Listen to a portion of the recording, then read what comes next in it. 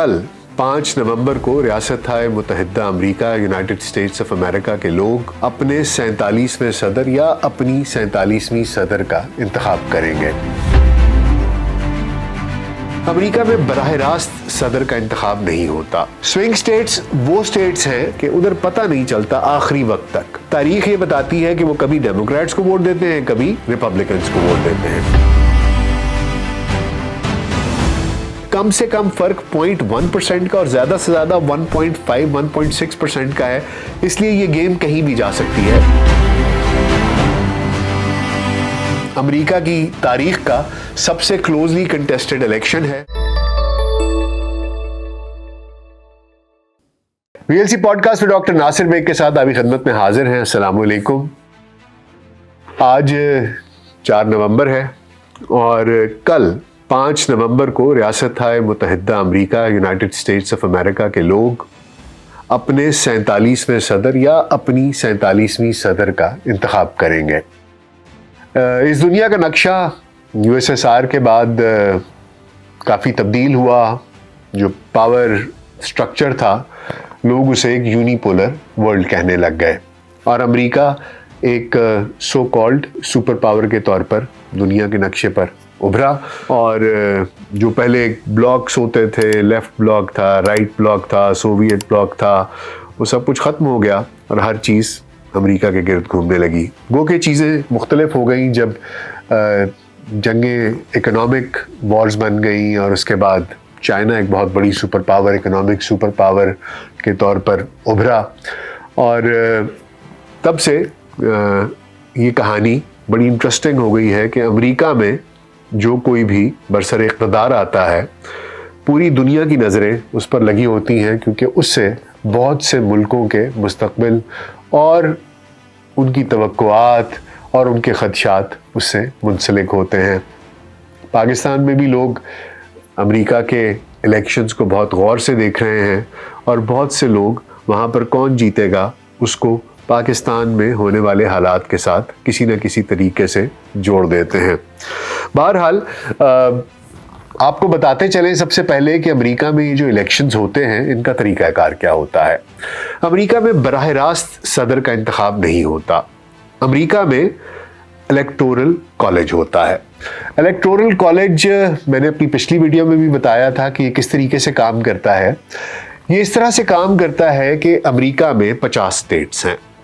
हर state की कांग्रेस और senate में जितनी सीट्स होती हैं उतने ही हर स्टेट को इलेक्टर्स अलॉट कर दिए जाते हैं। फॉर एग्जांपल, कैलिफोर्निया के कांग्रेसमैन और सेनेटर्स की तादाद कुल मिला के 54 है, तो कैलिफोर्निया से 54 इलेक्टर्स इलेक्ट होते हैं। इसी तरह मुख्तलिफ रियासतों के मुख्तलिफ इलेक्टर्स होते हैं। ज़्यादा से ज़्यादा तादाद इलेक्टर्स की किसी एक स्टेट की कैलिफोर्निया की है 54 और कम से कम तादाद 3 है। अब जब इन तमाम 50 स्टेट्स के सारे इलेक्टर्स को जमा किया जाए तो ये तादाद 538 बनती है। ये 538 लोग मिलकर एक इलेक्टोरल कॉलेज बनाते हैं। अब इसमें मज़ेदार बात यह है कि किसी भी एक स्टेट में जिस कैंडिडेट को ज़्यादा परसेंटेज ऑफ वोट्स पड़ती है उसके सारे के सारे वोट्स उसी कैंडिडेट को शुमार किए जाते हैं इलेक्टोरल कॉलेज में। लेट्स से कि अगर 54 सीटें कैलिफोर्निया की हैं, 54 इलेक्टर्स हैं, तो अगर कैलिफोर्निया कोई जीतता है तो वो 54 के 54 इलेक्टर्स के वोट इलेक्टोरल कॉलेज में उसे एक शख्स को मिल जाएंगे। एक तो आपको ये बताना बहुत ज़रूरी था कि इस वजह से जो भी कैंडिडेट इलेक्टोरल कॉलेज में 270 इलेक्टर्स हासिल कर लेता है, 270 इलेक्टर्स हासिल कर लेता है, वो प्रेसिडेंशियल कैंडिडेट जीत जाता है। तो एक तो आपको ये बता दें कि 270 का फिगर और 538 का फिगर क्यों इतना ज़रूरी है। दूसरी चीज़ आपको बताने की ये है कि इन स्टेट्स की मुख्तलिफ इनको कैटेगरीज में बांट दिया जाता है। किस तरीके से कि जो पिछले इतने 200-250 साल की तारीख है उसमें जो डेटा है जब उसको इकट्ठा करते हैं तो कुछ स्टेट्स ऐसी हैं जहां से हर साल रिपब्लिकन्स जीतते हैं और कुछ स्टेट्स ऐसी हैं जहां से हर साल डेमोक्रेट्स जीतते हैं, तो वो एक रिपब्लिकन स्टेट्स बन जाती हैं और कुछ डेमोक्रेट स्टेट्स बन जाती हैं। इसके अलावा कुछ स्टेट्स ऐसी हैं जिन्हें के स्विंग स्टेट्स कहा जाता है। स्विंग स्टेट्स वो स्टेट्स हैं जहां पर के आप उन्हें डामाडोल स्टेट्स कहते हैं कि उधर पता नहीं चलता आखिरी वक्त तक, एन वक्त पर पहले पोल्स दिखा रहे होते हैं, प्री पोल्स के शायद रिपब्लिकन जीत रहे हैं और आखिरी मौके पर आखिरी दिन पोलिंग पर पता चलता है कि ओह लोगों का सेंटिमेंट चेंज हो गया। जो कहते हैं ना, वो लोग who are sitting on the edge वो जंप करके डेमोक्रेट्स की तरफ चले जाते हैं, तो वो लोग जीत जाते हैं। तो इसलिए वहां तारीख ये बताती है कि वो कभी डेमोक्रेट्स को वोट देते हैं, कभी रिपब्लिकन्स को वोट देते हैं। तो 6 स्टेट्स हैं जिन्हें के स्विंग स्टेट्स कहा जाता है और वहां पर जो भी प्रेसिडेंशियल कैंडिडेट होता है वो उन पर खुसूसी तौर पर तवज्जो देता है और कोशिश करता है कि ये स्विंग स्टेट्स मैं ले जाऊं, क्योंकि अमेरिका के सदारती इंतखाबात की तारीख ये बताती है कि जो presidential candidate in swing states को जीत जाता है वो प्रेसिडेंट यूनाइटेड स्टेट्स का बन जाता है। तो कुल 7 स्टेट्स हैं अमेरिका की जिन्हें के स्विंग स्टेट्स कहा जाता है। 7 स्विंग स्टेट्स में एरिज़ोना, जॉर्जिया, मिशिगन, नेवाडा, शुमाली कैरोलिना, पेंसिल्वेनिया और विस्कॉन्सिन शामिल हैं। तो ये वो 7 स्विंग स्टेट्स हैं जो कि अमेरिका के सदारती इंतखाब में जो भी कैंडिडेट्स होते हैं उनकी किस्मत का फैसला करती हैं। एक नुक्ता रह गया था, सोचा वो भी आपको बता दूं कि हर एक स्टेट से जो इलेक्टर्स की तादाद है वो आबादी के तनासुब से चुनी जाती है। इसीलिए कैलिफोर्निया में 54 है और अलास्का में 3 है।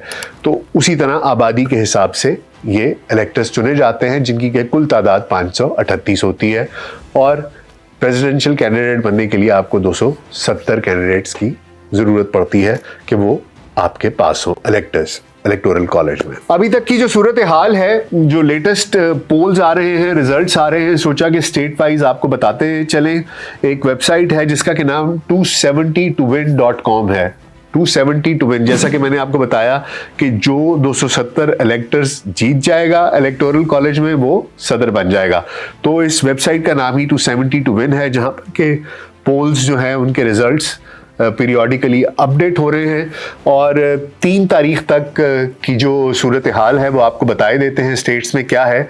एरिज़ोना में 46.7% जो वोटर्स हैं वो कैमला हैरिस की तरफ उनका रुझान है, जबकि 48.3 ट्रंप की तरफ हैं।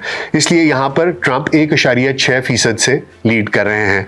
फ्लोरिडा में 44.7 कैमला हैरिस, 51.2 ट्रंप 6.5% से लीड कर रहे हैं। जॉर्जिया में ट्रंप 48.5 और कैमला हैरिस 47.3, ट्रंप 1.2% से लीड कर रहे हैं। मेन में कैमला हैरिस 50.3%, ट्रंप 41.7% और कैमला हैरिस 8.6% से लीड कर रही हैं। मेन डिस्ट्रिक्ट 1 में कैमला हैरिस 58%, ट्रंप 36.3%, हैरिस 22.7% से लीड कर रही हैं। मेन डिस्ट्रिक्ट 2 में Kamala Harris 42.7, Trump 48.7, Trump is leading by 6%। Maryland में कैमला हैरिस 61.3% और ट्रंप 33% और हैरिस 28.3% से लीड कर रही हैं। मैसाचुसेट्स में 59.5% कैमला हैरिस, जबकि 31.8% डोनाल्ड ट्रंप। मिशिगन में 48.4% कैमला हैरिस और 46.9% ट्रंप और हैरिस 1.5% से लीड कर रही हैं। नेवाडा में हैरिस के 47.6% वोट्स हैं और ट्रंप के 48.2 और यहां पर ट्रंप 0.6% से लीड कर रहे हैं। न्यू हैम्पशायर में Kamala Harris 50.5%, Trump 45.5%, Kamala Harris 5% से लीड कर रही हैं। नॉर्थ कैरोलिना में हैरिस 47.3%, ट्रंप 48.5% और ट्रंप 1.2% से लीड कर रहे हैं। ओहायो में कैमला हैरिस 44.8%, ट्रंप 51.6%, ट्रंप 6.8% से लीड कर रहे हैं। पेंसिल्वेनिया में 48.2% कैमला हैरिस, 48.3% ट्रंप, इधर ट्रंप सिर्फ 0.1% से लीड कर रहे हैं। रोड आइलैंड में कैमला हैरिस 54% और ट्रंप 40%, कैमला हैरिस 14% से लीड कर रही हैं। टेक्सास में 44.4% कैमला हैरिस और 51.8% ट्रंप 7.4% से लीड कर रहे हैं। वर्मोंट में कैमला हैरिस 63% और ट्रंप 31%, हैरिस 32% से लीड कर रही हैं। विस्कॉन्सिन में कैमला हैरिस 48.7%, ट्रंप 47.9%, हैरिस 0.8% से लीड कर रही हैं। आयोवा में हैरिस 45%, ट्रंप 49.3% और ट्रंप 4.3% से लीड कर रहे हैं। कैलिफोर्निया में 57.8% हैरिस और 34.8% ट्रंप, हैरिस 23% से लीड कर रही है। न्यू मैक्सिको में 49.7% हैरिस, 43.3% ट्रंप, हैरिस 6.4% से लीड कर रही है। वर्जीनिया में 49.8% हैरिस, 41% ट्रंप, हैरिस 8.8% से लीड कर रही है। वायोमिंग में 66% ट्रंप, 27.5% हैरिस, ट्रंप 38.5% से लीड कर रहे हैं।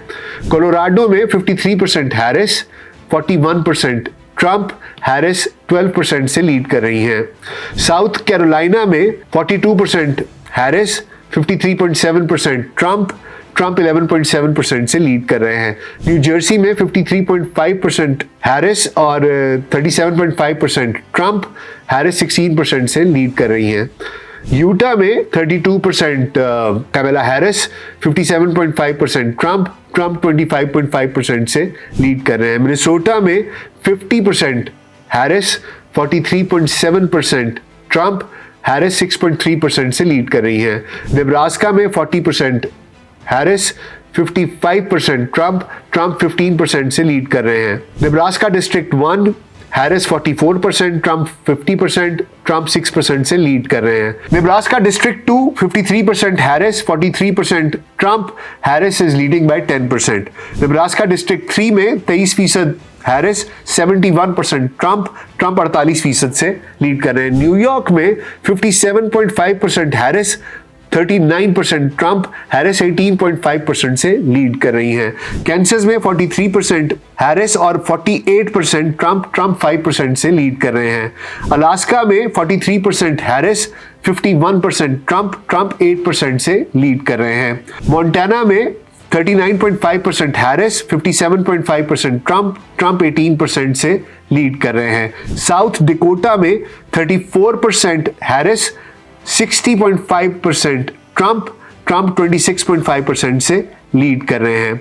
ओरेगॉन में 53% हैरिस, 41% ट्रंप, हैरिस 12% से लीड कर रही हैं। वॉशिंगटन में 56.3% हैरिस, 35.7% ट्रंप, हैरिस 20.6% से लीड कर रही हैं। टेनेसी में 35% हैरिस, 56% ट्रंप, ट्रंप 21% से लीड कर रहे हैं। नॉर्थ डिकोटा में 32% हैरिस, 59% ट्रंप, ट्रंप 27% से लीड कर रहे हैं। इंडियाना में 39.5% हैरिस, 56% ट्रंप, ट्रंप 16.5% से लीड कर रहे हैं। डेलावेयर में 55% हैरिस, 36.5% ट्रंप, हैरिस 18.5% से लीड कर रही है।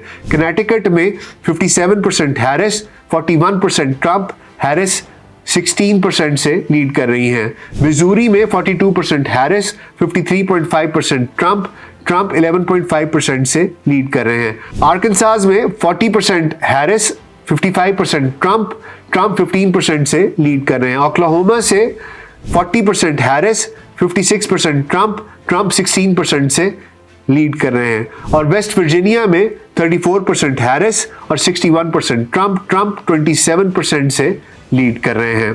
इसमें कुछ स्टेट्स का रिजल्ट अभी नहीं आया था, वो अभी अपडेट हो रहा था, लेकिन ये 3 तारीख तक की हमने आपको रिजल्ट बता दिया है। इसमें जरा आपको एक और नक्शा दिखा रहे हैं, ये जरा नक्शा आप देखिएगा।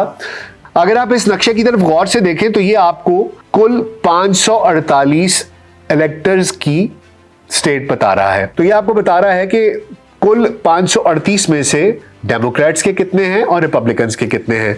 इसमें 5 रंग हैं।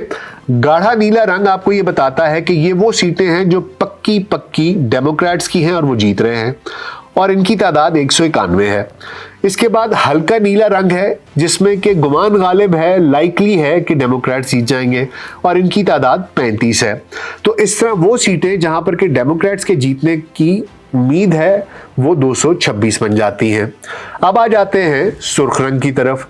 सुर्ख रंग ये जाहिर करता है उन स्टेट्स को जिन पर के रिपब्लिकन्स के जीतने के चांसेस हैं। गाढ़े सुर्ख रंग में उन इलेक्टर्स की तादाद है जो कि पक्की पक्की रिपब्लिकन्स की जीत कही जा रही है, और उनकी तादाद 122 है। इसके अलावा हल्के सुर्ख या गुलाबी रंग में आपको 97 इलेक्टर्स दिखाई दे रहे हैं। इसमें भी गुमान गालिब है, लाइकली है कि ये रिपब्लिकन्स जीत जाएंगे। तो इस तरह रिपब्लिकन्स के 219 इलेक्टर्स बनते हैं। बीच में आपको एक खाकी या बादामी सा या ग्रेइश सा कलर नजर आ रहा है जिसमें कि 93 इलेक्टर्स जाहिर किए जा रहे हैं। ये 93 इलेक्टर्स बेसिकली उन 7 स्विंग स्टेट्स के हैं जो ये फैसला करेंगी कि अमेरिका का अगला सदर कौन होगा। इनके बारे में कोई हतमी नतीजा नहीं निकाला जा सकता, कोई कुछ नहीं कह सकता कि कौन जीतेगा और कौन नहीं जीतेगा। अभी तक के जो पोल्स थे इन तमाम स्टेट्स के वो भी हमने आपको बता दिए हैं। यहां आपको ये चीज भी बताते जाएं कि ये जो गैप है ये इतना कम है कि इसमें स्टैटिस्टिकल एरर का भी गुंजाइश हो सकती है। बहरहाल ये 270 टूविन.com की लेटेस्ट अपडेट थी जो हमने सोचा कि आपके साथ शेयर कर लें। अब आखिर में ये जो 7 स्विंग स्टेट्स हैं इसमें कौन आगे है कौन पीछे है ये भी आपको एक दफा फिर बताते जाते हैं। मिशिगन में कैमला हैरिस 1.5% से आगे हैं। एरिजोना में ट्रंप 1.6% से आगे हैं। जॉर्जिया में ट्रंप 1.2% से आगे हैं। नॉर्थ कैरोलिना में ट्रंप 1.2% से आगे हैं। पेंसिल्वेनिया में ट्रंप 0.1% से आगे हैं। नेवाडा में ट्रंप 0.6% से आगे हैं, और विस्कॉन्सिन में कैमला हैरिस 0.8% से आगे हैं। ये मेरे अपने ख्याल में अमेरिका की तारीख का सबसे क्लोजली कंटेस्टेड इलेक्शन है।